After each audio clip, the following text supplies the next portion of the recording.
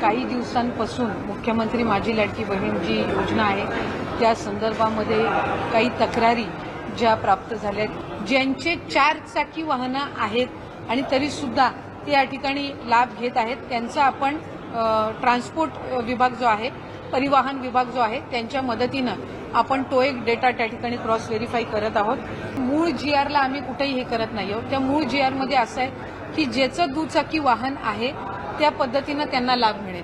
त्याच्यामुळे ज्या नियमानुसार तुमच्या जीआरनुसार जे लाभार्थी या क्रॉस व्हेरिफिकेशनमध्ये असणार आहेत त्या पद्धतीनं ते कंटिन्युएशन असणार आहे।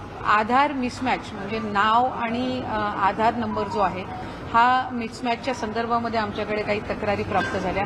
काही दुबार ॲप्लिकेशन म्हणजे 2 वेळा योजनेच्या लाभासाठी ऑनलाईन ऑफलाईन असेल या ॲप्लिकेशन्सच्या काही तक्रारी आल्या।